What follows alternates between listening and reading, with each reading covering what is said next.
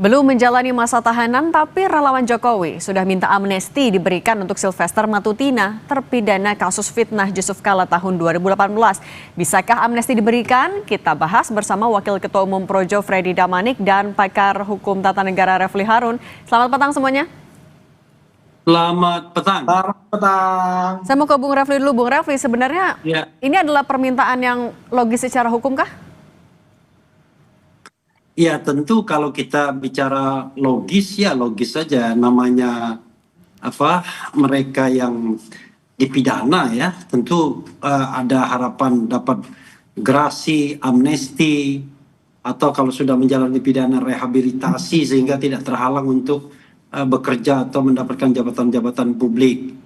Cuman memang tentu kan kita juga harus melihat mereka yang dapat amnesti itu apa kriterianya, mereka yang mendapatkan abolisi apa kriterianya. Dalam kasus Tom Lembong misalnya, kenapa dia dapat abolisi? Karena peradilannya sesat, seperti yang saya katakan. Nah, kalau untuk kasus Sylvester?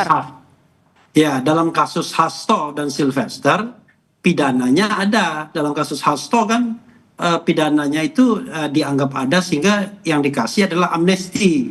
Nah, dalam kasus Sylvester, bukan hanya ada tetapi sudah inkrah, sudah berkekuatan hukum tetap. Tapi apakah orang yang sudah berkekuatan hukum tetap dapat mendapatkan amnesti? Bisa saja, tetapi umumnya ya itu borongan amnesti itu ya. Dan yang kedua biasanya ya mereka yang sudah menjalani pidananya, entah pidananya barangkali tinggal separuh lagi atau tinggal sebentar lagi, atau seperti Gus Nur yang sudah dibebaskan bebas bersyarat dan akhirnya dapat amnesti sehingga dia tidak lagi bebas bersyarat tapi bebas murni. Nah, kalau ini belum dieksekusi tapi minta amnesti, memungkinkan nggak?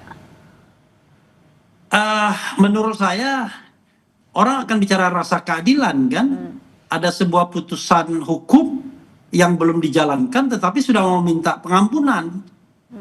Kan ibaratnya kewajiban untuk menjalani penahanan itu belum dilaksanakan, tetapi sudah mau minta ampunan. Ini dari kacamata keadilan masyarakat kan agak jomplang jadinya. Tapi kalau yang bersangkutan mau minta amnesti ya itu hak yang bersangkutan, kan kita tidak bisa menghalangi orang minta amnesti, namanya minta. Oke, soal dikabulkan atau tidak ya itu soal itu terserah presiden dan DPR. Oke, kita tanya dulu ke Bung Freddy. Bung Freddy, kalau misalnya belum dieksekusi tapi misalnya udah minta amnesti, ada kekhawatiran persepsi publik akan menjadi buruk ke Sylvester? Ya, pertama yang disampaikan Bang Refli tadi, setahu saya nih, kalau saya Alpa, mohon dikoreksi, setahu saya nggak ada pengaturan juga seperti itu bahwa kasus yang bisa diamnesti sudah inkrah atau belum inkrah, dan memang sangat terbatas aturan memang mengenai amnesti ini ya. Ada pertama Undang-Undang Dasar, kalau nggak salah, kemudian turun Undang-Undang Darurat, itu juga hanya bicara sepintas begitu aja apa itu amnesti, itu yang pertama.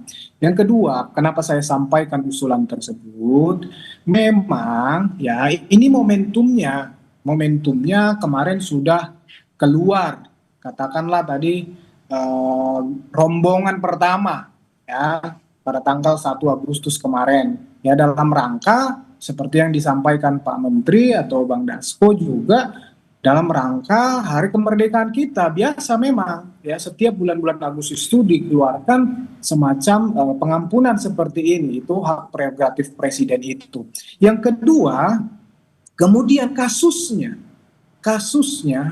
ya ini juga kasusnya mirip-mirip, kasus yang berkaitan dengan politik, kasus yang berkaitan dengan kebebasan ekspresi di politik, hukum, kebebasan ekspresi. Nah, ini yang sering sekali menjadi perdebatan kita.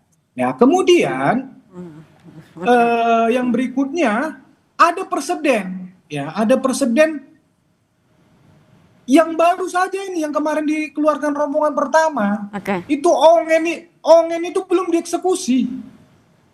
Udah inkrah tapi belum dieksekusi. Ada presiden, ada contohnya. Nah, mungkin juga masih ada beberapa kasus yang seperti itu, yang sampai saat ini sudah di Mahkamah Agung, ya belum dieksekusi.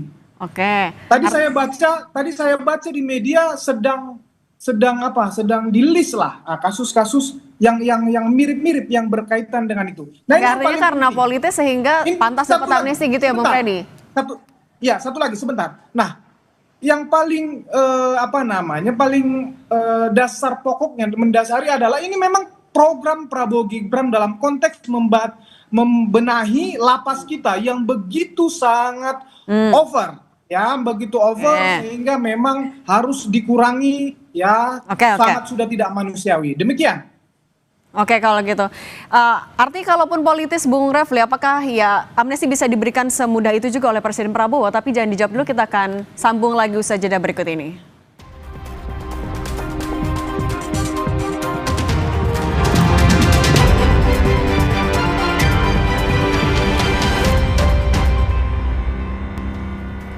Kita lanjutkan lagi dialog bersama Bung Freddy dan Bung Refli Harun. Bung Freddy, artinya mau menegaskan pernyataan Anda sebelumnya. Anda meyakini ada politisasi juga dalam kasus Bung Sylvester. Suaranya masih di mute, Bung Freddy? Bukan saya mengatakan politisasi, tapi faktanya kasusnya ini mirip berkaitan dengan politik. Pada saat itu Pak JK sedang berkuasa sebagai wapres.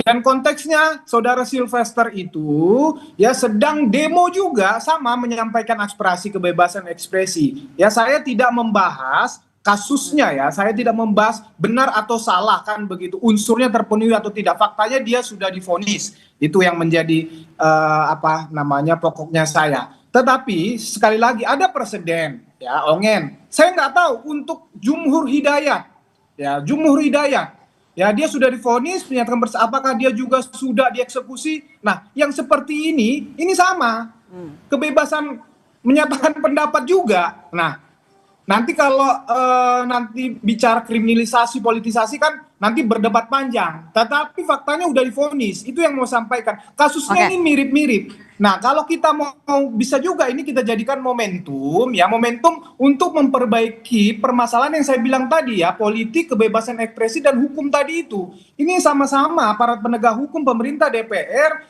menyepakati ini bagaimana sih kasus-kasus seperti ini, apa dihilangkan sama sekali sebebas-bebasnya atau memang perlu kita hargai otoritas negara dalam hal berhukum. Oke, kita tanya ke Bung Refli. Kalau gitu Bung Refli, apakah sebenarnya amnesti menjadi jalan satu-satunya sebenarnya untuk kasus seperti ini? Jadi gini, instrumen presiden itu ya itu ada 4. Ada amnesti, abolisi, rehabilitasi, dan grasi. Biasanya kalau perseorangan dan diminta itu biasanya minta grasi. Sama pengampunan juga. Bedanya adalah kalau grasi itu diminta.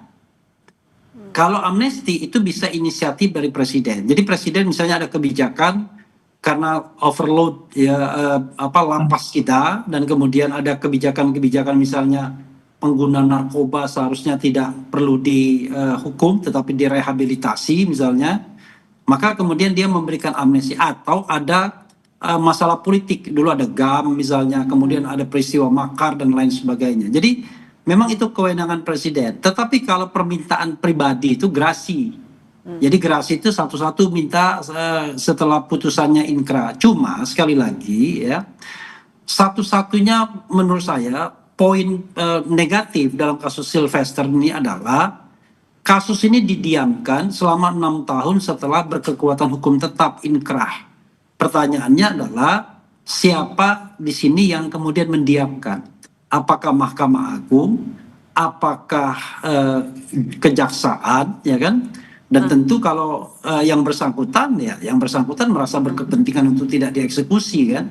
Tetapi intinya adalah maka saya khawatir akan ada modus yang sama di kemudian hari. Jadi kalau ada putusan yang berkekuatan hukum tetap seperti ini dan kebetulan belum menjalani masa tahanan, ya dibiarkan saja. Misalnya analisa Anda apa? Kenapa bisa sampai 6 tahun didiamkan?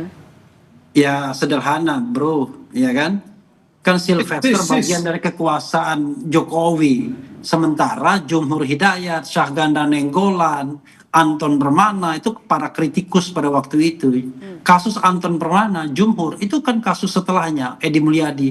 Ketika mereka kemudian dianggap katakanlah melakukan berita bohong, penghinaan dan lain sebagainya, langsung mereka ditangkap, langsung ditangkap, langsung ditahan, langsung divonis, sehingga sudah clear semua. Nah, tahan dulu urusan kalau gitu. mereka adalah urusan rehabilitasi. Sylvester kasusnya didiamkan saja walaupun sudah inkrah. Nah, itu aja persoalannya. Tapi ya saya sih bukan urusan saya mau minta grasi atau amnesti. It is not my Kalau business. gitu tanggapan dari Bung Freddy gimana tadi kalau alasan sampai berlarut-larut kasus ini belum dieksekusi karena ya ada faktor tersembunyi?